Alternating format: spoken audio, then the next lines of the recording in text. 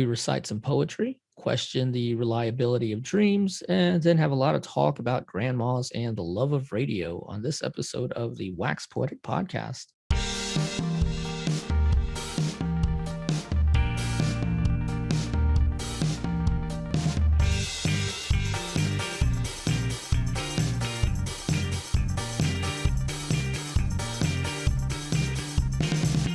Hi there. My guest today is Will Cleveland. And hello, Will. How are you doing? Hello, Levi. Good to see you. And who are you? Like, what do you do? Well, I am an improv teacher and director. I work at Gold Town Theater, and I'm a writer and an actor. Nice. All right, Will. And what album do we have today that we're talking about? So that's it. That's the name of the album. So Peter Gabriel's 1986 masterpiece. So I think I will agree with you that it is a masterpiece. I was only familiar with the hits from this album. I knew Big Time. It's a lot of them, a lot of hits. Yeah. And I think Sledgehammer is actually like a personal go-to karaoke song for me. Me too. Yeah, it's a huge song. It is. It was huge at the time, and it's always been. There's a lot to talk about with this album. Definitely. I will say it is a masterpiece. It is a timeless masterpiece. I think that's something to be considered. I don't know if the two go hand in hand. You probably think that if you were able to make a masterpiece, that it would probably have the qualifier of being timeless. It probably just goes hand in hand with that. Yeah, I would think so as well. I mean, it's definitely 80s.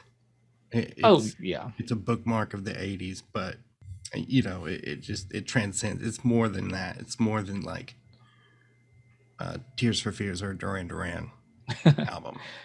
Yeah, it is definitely 80s, but it does feel it could have even been a 90s, and I would not have known any better. What was the first thing you heard from this? Was it Sledgehammer, or how did this enter your life? Probably Sledgehammer. I grew up in a small town in Arkansas, Searcy, Arkansas, and I remember watching MTV when I was really young. Oh, I love this video. Yes. Well, here's the thing. In my hometown, I don't remember when it happened exactly, but one day, and I was very young, I was probably like 6 years old, woke up, wanted to watch some MTV, and it was gone. MTV was gone. Yeah, we had a monopolized cable TV racket, and I come from a college town that has it's a college town, but it's a Church of Christ college, and they have a lot of political influence. So the story goes that the local Church of Christ college had MTV banned from cable, and this is when satellite dishes cost an enormous amount of money. So we were just stuck without MTV growing up, but they did have an alternative, and that was VH1. I grew up a VH1 kid. Yeah, I do remember going to my grandmother's. We didn't have cable for a lot of my childhood, but I remember going to my grandmother's house, and she had cable, and it'd be like there I could watch Fraggle Rock. Yep. And also if you went to channel 32, you could watch MTV.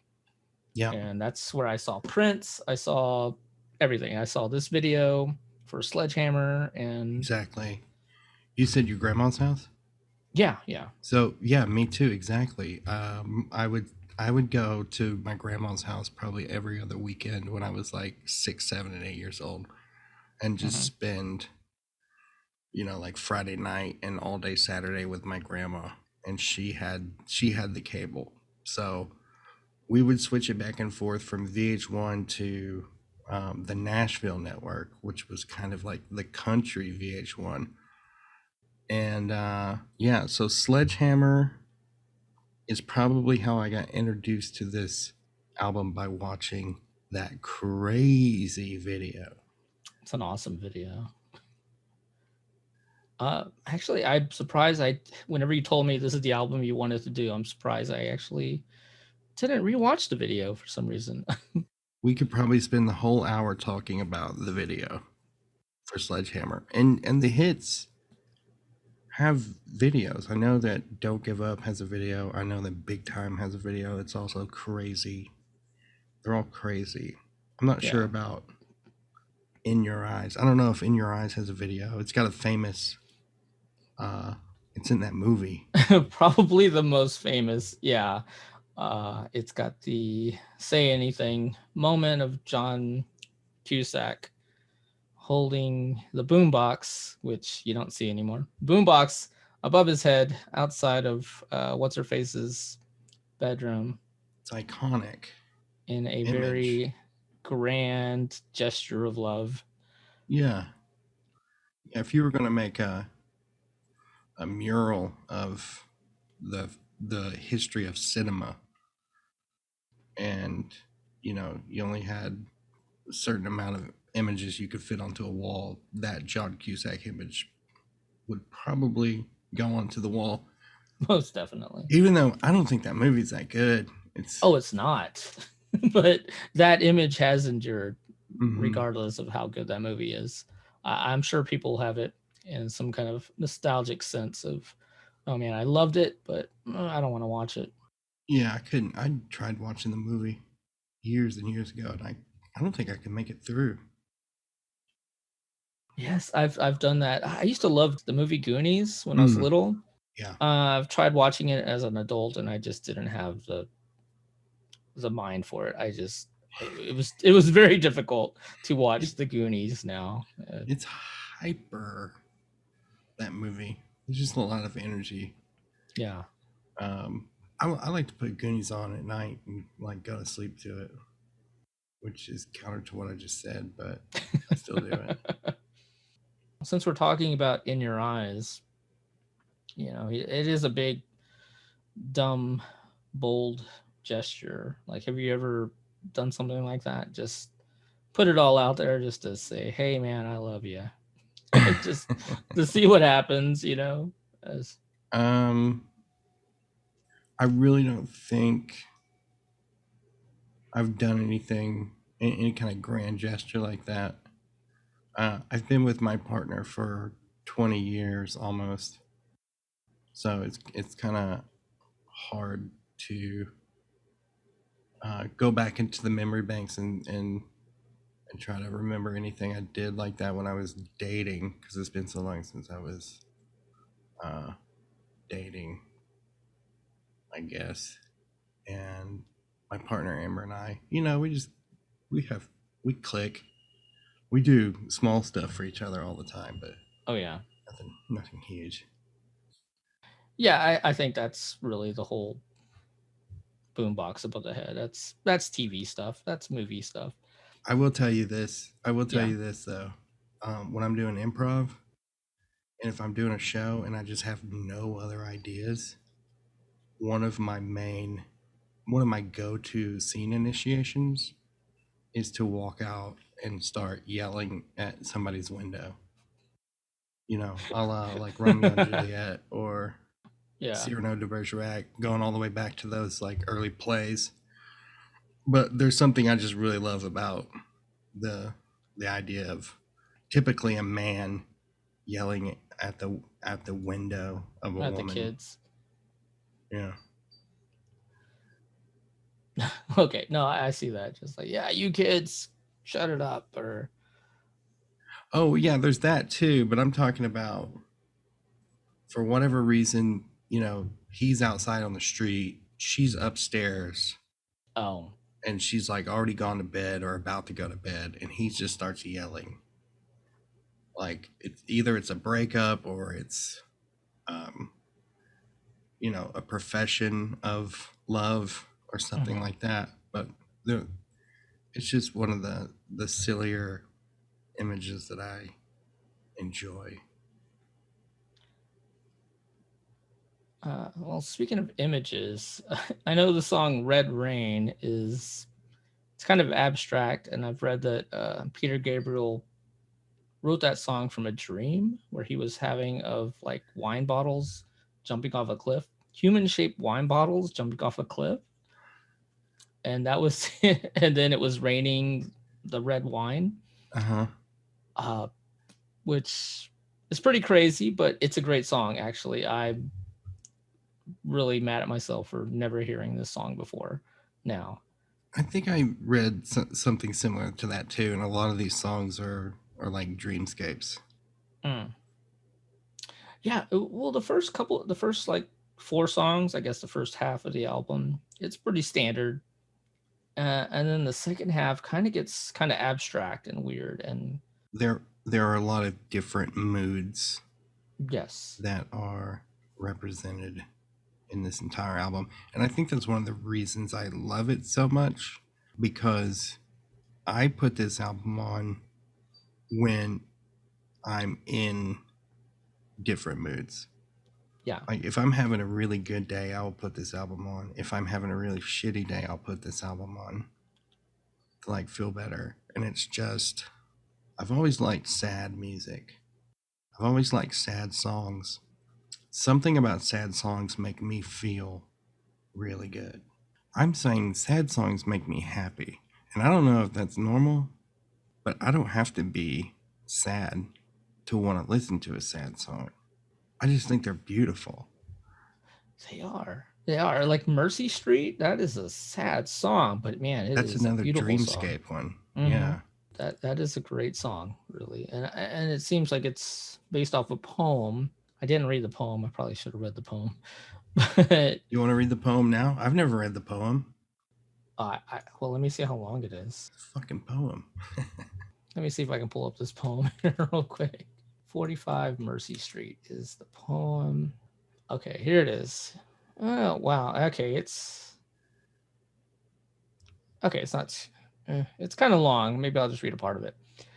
In my dream, drilling into the marrow of my entire bone, my real dream, I'm walking up and down Beacon Hill, searching for a street sign, namely Mercy Street. Not there. I try the back bay, not there, not there. And yet I know the number, 45 Mercy Street. I know the stained glass window of the foyer, the three flights of the house with its parquet floors. I know the furniture and grandmother and mother, great grandfather, great grandmother, the servants. I know the cupboard of spode. I don't know what that is. The boat of ice, solid silver, where the butter sits in neat squares like strange giant teeth on the big mahogany table. I know it well, not there. And it goes on. It might be pretty long. That doesn't sound like a poem to me. I didn't hear a single rhyme. I know, right? You're doing poems wrong. It's every line's got a rhyme. Come on. What are you doing? Where did you take poem class at? No, that was good. It definitely, paints a picture. It does. It seems like it's a looking for familiarity and not finding it. It seems like it's something you remember, but you're not able to recapture it, I guess, is what I'm pulling from that. Yeah. And also the dream thing. Mm-hmm. Wasn't she having a dream? Wasn't this her dream? I think it was a dream. Yes, it was. It was a dream. Definitely a dream. That, yeah. Well, I guess a lot of dreams are like that. You're dreaming and everything seems familiar. Everything is like you're back at your high school, but suddenly Yeah. you turn the wall and and suddenly you're at your own house. Yeah. I guess dreams are like that. It's pretty weird. Dreams are insane. I really don't listen to them a lot. Can't really trust a Yeah. dream. Can't really trust a non-rhyming poem either. So whatever. Dreams are insane. Do you ever have recurring dreams? I would have them when I was little. It's been a while since I've had a recurring dream. Yeah, I had a recurring nightmare when I was little. of just somebody standing outside my bedroom window. Was it somebody you knew or just like No, a no, no. It was shadow just figure like, or something? yeah, exactly. Just a bad man was standing outside my window. And I taught myself at like 13 to lucid dream. Oh, And I didn't know, I didn't have that like vocabulary for it, but I just noticed the pattern of having this reoccurring nightmare, and it terrified me every time. And I thought, the next time I have this nightmare, I'm going to do something about it. you had a plan. Yeah, and I like threw a knife at the guy, and it like shattered through the window, and it caught him, like stabbed him, and I never had that dream again. Wow. Okay. Yeah, that's pretty impressive. You killed a guy in your dream. I think you might have just saved us from Freddy Krueger. That might be what happened there. Oh, Yeah. hold on a second. My phone is. I love it. I love that song. Was that Peter Gabriel? No, hold on just a second. I'll be right back. Mm-hmm. I just described your room for your listeners. Thank you. Yes. My bed is never made. It is in Who makes constant a bed? Why do you state. gotta make a bed? My mom makes her bed. Yeah. I was actually just talking to her about that the other day. That she makes her bed every day, and she gets mad at my dad for messing it up. Yeah. And it's not time to sleep. People need their rituals, and I have a few like chore related rituals that I do. Yeah. But as far as the bed goes, there's only one time I think you need to make the bed, and that is when you wash. When you wash the sheets and wash the blanket or the comforter, and then you make the bed after you wash them, and then you're not going to make that bed again until you wash the sheets like 2 or 3 weeks later. Like, don't go longer than that. You really need to wash your shit. Yeah, I can. That sounds like solid advice. Don't wash your sheets except for every couple of weeks. You don't really need to make your bed. Yeah. Another good time to make the bed is if you're having a party, and that's where people are going to put their coats. The coat bed. Yeah. The good thing about that is if you put all the coats on the bed, people are less likely to like sneak in there and have sex on your bed. Less likely. Yeah, it's just like I invited you over to come out and drink. Don't need you like tearing up my bed, and I'm gonna sleep in that later. I don't need you to come destroy it. Have you ever had people have sex at your party before? Not that I was aware of. Yeah. I've had parties with a lot of people. I don't think in the house. Maybe there was some hookups afterwards, but I'm pretty sure I've never had people sneaking into a corner and getting it. But you know what? It wasn't me apparently. So you know, they're not going to tell me about it, I guess. I had a party in New York City once, and this couple, this man and this woman met at this party. They didn't know each other, and well, they hit it off pretty well, because after about an hour, they went into the bathroom, the only bathroom in the apartment. Ooh. And they had sex for like an hour. Wow. And they were probably doing cocaine and other stuff, but they commandeered the bathroom for an hour at a party that had like 25 people there. Oh man, yeah, that is a long time to hog up a bathroom at a party. Wait, did you live on Mercy Street? No, that was on okay. Diamond Street. Oh, that's even cooler, actually.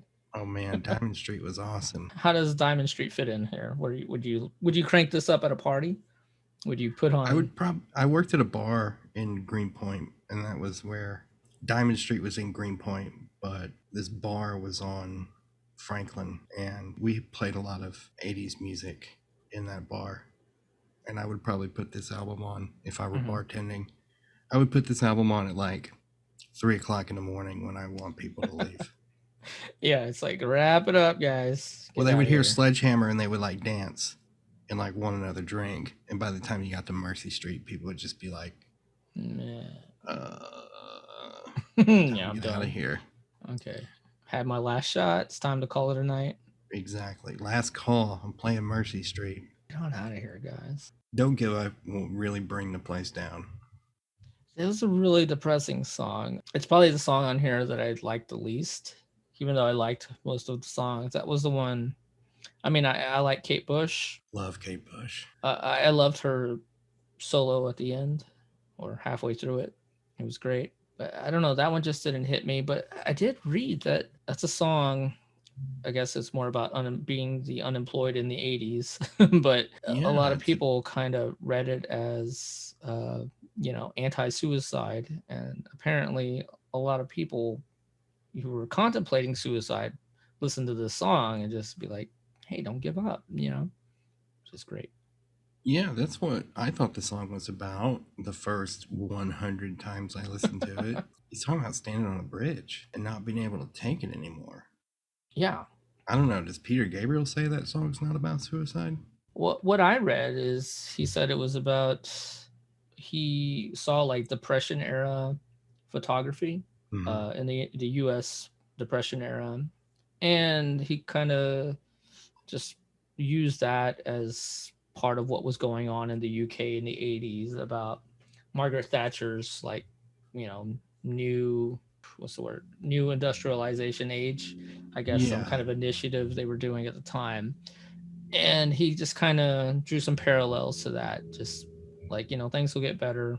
I mean, it's still suicide talk in a way, things will get better, things aren't always going to be like this, wait for the improvement. Not wait, that's, I worded that wrong. Yeah, it's definitely got that. It talks about him being from a town where there used to be prosperity, and that's gone. Yeah.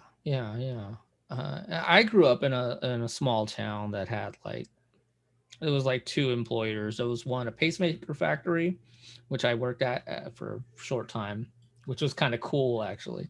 I still have like a little pacemaker that I fished out of the trash. But there was another Dow. Everybody knows Dow. The cancer rate was pretty high in this coastal Texas town. So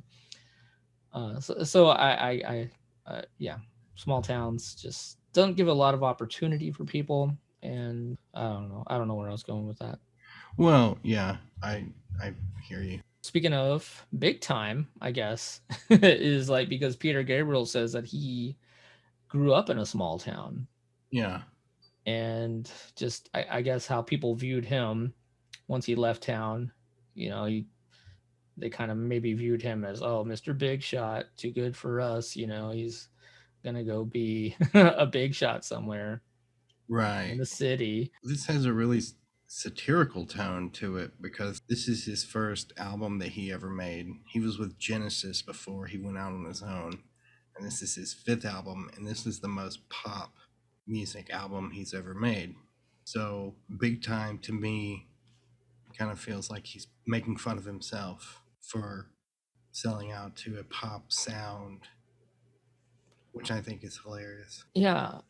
Yeah, I can see that. And with like Mercy Street sounds like Peter Gabriel, like before this, because I was familiar with Peter Gabriel. I really liked, when I was little, I really liked Yes, I like Genesis, I like Rush. That's what filled my brain. And something like Mercy Street kind of fits more of the Genesis mold and where his musical mind was prior to this. I love the bass work on this album. This is so much amazing bass. So it's good. Yeah, So has some amazing bass work. I loved it especially the big time bass line is just amazing. This album is not part of a genre of music. Every song, yeah, you're right, is a different style. Maybe that's one of the reasons I like it so much, because it can make you feel like so many different things. This Is the Picture has excellent bass, and This Is the Picture is just, to me, in my opinion, Peter Gabriel said, I want to make a Talking Head song and put it in here. You know what's weird? Whenever I asked you to be on this podcast and I told you, hey, pick an album, in my head, I pictured you saying you wanted to do a Talking Heads album. Ooh, I love the Talking I Heads. figured it was that's what I was expecting was Talking Heads. So it's Uh-huh. interesting that you say that. But yeah, this is the picture. I guess it had Laurie Anderson, and she was famous for being basically a performance artist. Uh-huh. So when I first heard that, I was like, "What? What's going on?" Because it's a break from the rest of the album. It really is, but it Uh-huh. fits. It does fit. I kind of loved it though. I love my mind is naturally kind of drawn to the off kilter and kind of the weird aspects of everything. Oh yeah, me too. The weirder the better. That's probably why I love this album so much, because not only is the music weird, the videos which introduced me to the music are some of the weirdest art films ever produced from the weirdest people, like the people who made Wallace and Gromit and Yes, I think Pee Wee's Playhouse, like that guy. I can't remember those guys' it names, was but the Aardman animation. Yeah, they did the Sledgehammer video. yeah. Yes, Nick Park. And I was a big Pee Wee's Playhouse fan too when that show was coming on. Um, I love that show. Yeah. yeah, I had all the toys and just would just like recite the episodes like after they aired. All right. Well, have you ever seen Peter Gabriel live? No, No. I don't And know how you would do that. I mean, maybe not in the past year, but before that, anytime in your life. No, it's never been on my radar to see him live, and I'm not really a big fan of Peter Gabriel. I just fucking love this album. It's Oh, not, okay. when if you ask me who my favorite artists are, Peter Gabriel's not going to make the list. Huh. Okay. No, But okay. that's how much this album has impacted me, though. Just I think this album is, like I said, it's a timeless masterpiece. And there's, I can name, if you just tell me to name timeless masterpieces off the top of my head, I would say, like, if I can just name artists here, I'd probably name Aretha Franklin and Led Zeppelin and Marvin Gaye. The Miseducation of Lauryn Hill, I think, is a timeless masterpiece. It's hard, the more contemporary you get, the harder it is. I think Arcade Fire's The Suburbs is a timeless masterpiece. But that's it that I can name just off the top of my head without like taking some time to think about it. And this would definitely be the one from the 80s. Do you have like a specific memory of listening to this album? Well, Amber and I performed a version of Don't Give Up at a show called Lip Stink at Cold Town, which is one of the finest and best shows. Were you there? Were you doing tech? I don't recall. I don't think so. I don't think I've ever seen that. No. Okay. Lip Sync was a show, just a lip sync show. And he had people submit their songs and how they would lip sync it. And Chris McKeever did a song from The Little Mermaid, and Oh, I wish I'd seen this now. Sophia Sherman and some other folks did. I can't remember what song they did. But yeah, Michael DiCello did No, No, No, No Way. No, No, No. What is that song? Really famous Broadway song. Adam and Stephanie did a song from Buffy the Vampire Slayer. Dylan Garcia did probably one of my favorite performances. Dylan Garcia did a drag version of Pearl Jam's Jeremy. Wow. Okay. But the show was fantastic. I mean, everybody was so Wait, funny. as Jeremy? As Jeremy. Okay. I just did a drag performance of singing that song. Man. A drag.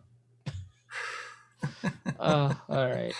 But everybody had some kind of ironic twist to their song, except for Michael DiCello, who just came out and just nailed one of the hardest songs there is to sing or lip sync.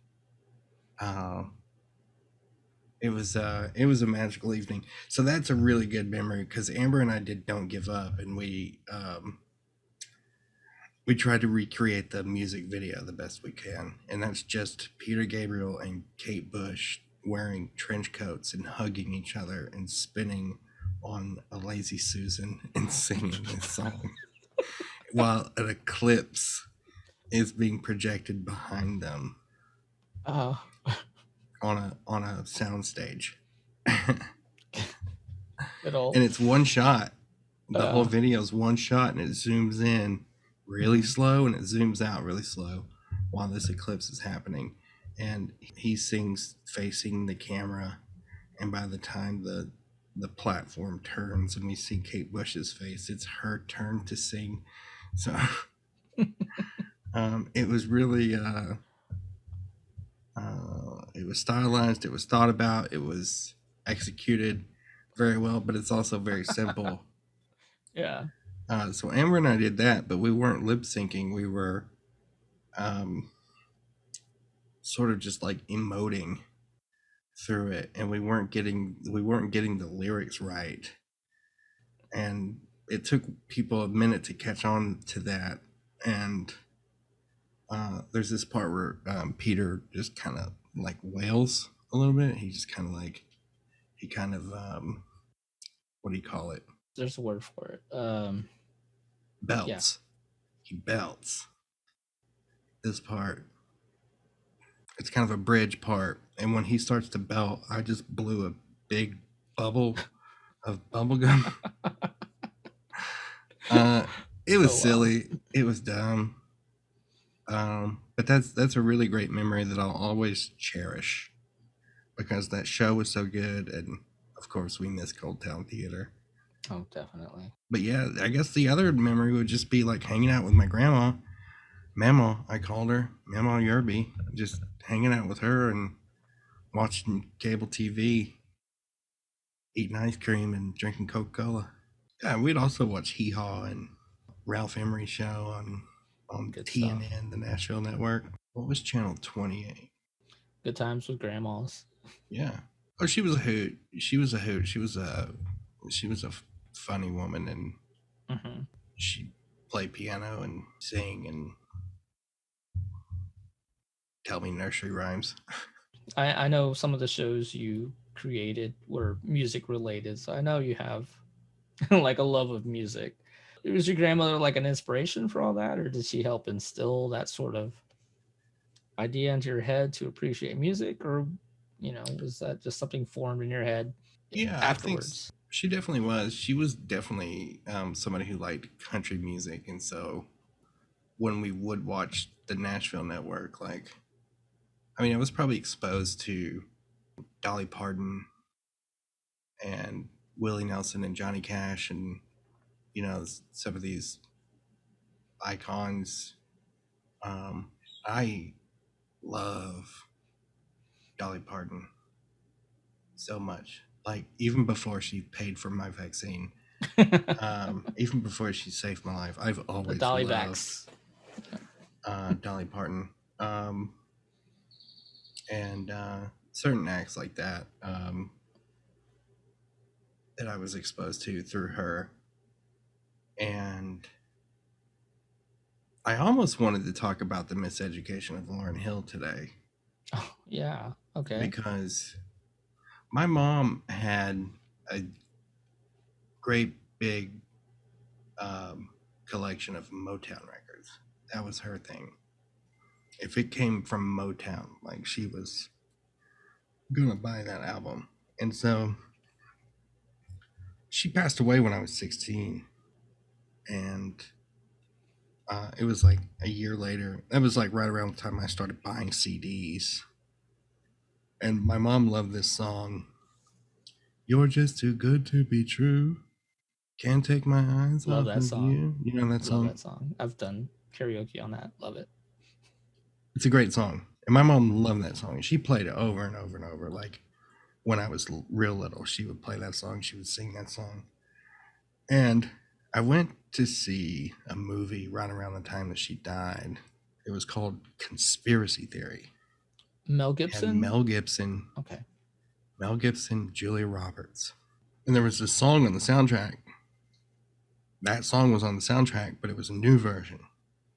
is by somebody I'd heard with the Fugees. It was Lauryn Hill singing that song.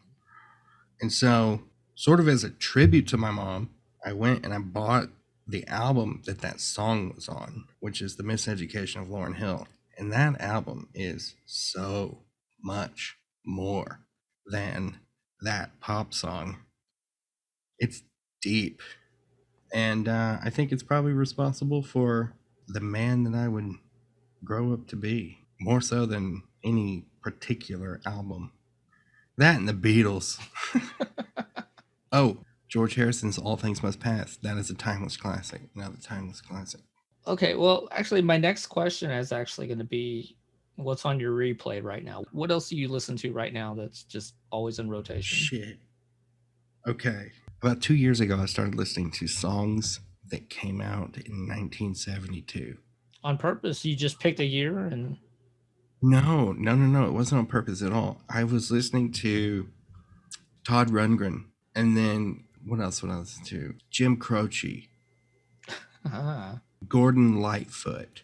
I got into these sort of like singer-songwriter guys from the early 70s. I started noticing a pattern of 1972, and then I kind of looked into the history and I saw, okay, well, Nixon was reelected that year, Vietnam, blah blah blah, and like just started going down this rabbit hole of songs of albums from 1972. That was about 2 years ago, and I'm still kind of like in, that's still my rotation. Okay. I'm just digging on stuff from 1972. No. Yeah. Not always all the time, but you know what I really like? The Guardians of the Galaxy soundtrack. It is a great soundtrack. I know, right? Oh my word. Like, I've wondered if I would enjoy that movie as much as I do if it didn't have that soundtrack. I can't separate the two. No, absolutely not. But anyway, like, just pick any random song off of the Guardians 1 or 2 soundtrack and hit radio, and I'm probably gonna be happy. I've been listening to a lot of Nancy Sinatra. Oh, okay. We're gonna play a quick little game here. Okay, good. I love games. This is called Lyric or Just My Diary. I'm gonna read you some words, and you got to tell me if it's lyrics from this album or something I made up, Weird Al style. So it'll fit. All It'll right. fit somewhere. I might have just changed the words a little bit. Here's the first one. It's probably the easiest one. Show me round your fruit cage, because I will be your honeybee. That's from Sledgehammer. That's the lyric. All right. Here's the next one. You needed a friend. You chose the dark. You watched the water glisten and sat alone in fear. That could very easily be a lyric, but I can't place it, so I'm going to say diary. That is a diary. I changed the words from that voice again. The original was, I want you close. I want you near. I can't help but listen, but I don't want to hear. Dude, we didn't even talk about that song. It's so good. Okay, we'll come back to that one in a minute here. We don't have to talk about it. People listen to So. Listen to So. That's the takeaway in all of this. It's just listen to this album. I'm kicking myself for not have already listened to this whole album before. All right, here's the next one. Hit me. I've been stretching my mouth to let those big words come right out. Can't place it. I'm going to say diary. Oh, no, it's from Big Time. I've been stretching my mouth to let those big words come right out. That's it. Oh, yeah. That's fine. All right, next one. I'm sitting by the window watching the snow fall. That's your diary. Nope, it's from This Is the Picture. Shit. But the weird thing about This Is the Picture is it just sounds like a bunch of words going. That's the Talking Head song. Yeah. That Peter Gabriel made. All right, last one. So many feelings, feel the strength. Now those masks we all wear will now fall away. Trust your instincts on this one. Your diary. That's my diary. It's from In Your Eyes, all my instincts, they return, and the grand facade so soon will burn. Okay. Well done. Nice diary. All right. My last real question is, are you able to sing your favorite line from this album? You can hum it. You can do whatever. Well, we already did the fruit cage. Was that one of your favorites, really? uh, Well, the first time I sang Sledgehammer at karaoke, I didn't know that lyric. Show me around your fruit cage, okay. and I will be your honeybee. I really didn't know what he was saying. And then when I saw those lyrics pop up on the screen, I was like, oh my God, this Oh, song is it all dirty. makes sense now. Since we didn't talk about it, it's going to be I want you close, I want you near. Don't have this thing and the voice I hear that voice again. Oh, I want you close, I want you near. I don't really know it, Okay, no, but yeah, but I totally get it. That's a good song though. that song rocks. So I'm wondering, like, do you buy music now, or do you just listen on streaming, or do you get it on a vinyl record? Do you search out a weird cassette tape, or what? Before the pandemic, we were going to the record store pretty frequently, and like once or twice a month. Oh, nice. I would spend like $30 either on a new vinyl or a stack of used vinyl. $30 like maybe every other week. Yeah, nice. Before the pandemic, and I haven't been to a record store since then, and I haven't ordered any records online, so I've just been streaming. Well, I use Spotify. It's probably the app that I use more than any other app on my phone. No, yeah, I use Spotify a lot for music, but I still like to buy my music. It's Sure, I do too. But you know what else I do? I really, really love the radio. I really love not being in control of what I'm about to listen to and let the DJs, let the professionals do that for me. And every Saturday, I wake up before 10 o'clock. I make sure that I wake up before 10 o'clock on Saturday. And I put on co-op radio, KOOP 91.7. And I listen to The Lounge Show. I listen to The Jazz Show. I listen to Adventures in Sound. I listen to all of those great Saturday shows. And then the next day on Sunday, I get up and I do it again. I make sure that I'm up before noon, and I turn on Jamaican Gold and Hip Hop Hooray and Free Samples. And that is like my weekend routine of like listening to those radio shows. And now what's fun about living in this age of technology is that I will listen to those radio shows, and if I really love a song, I'll Shazam it. And I keep a list in Shazam of the songs that I really, really love from their shows. nice. But yeah, that's my preferred method, is just to turn on the radio, or even on Spotify, like play a radio station based on an artist. Yeah, no, I totally get that. I love just hearing something new that I've never heard before and just falling in love with whatever I just heard. So turn the radio on when I'm making something to eat or cleaning or whatever. I'll just listen to the radio and just let that play. And I always check the website because they got the running list of what they just played. And it's like, check that out later, check that out later.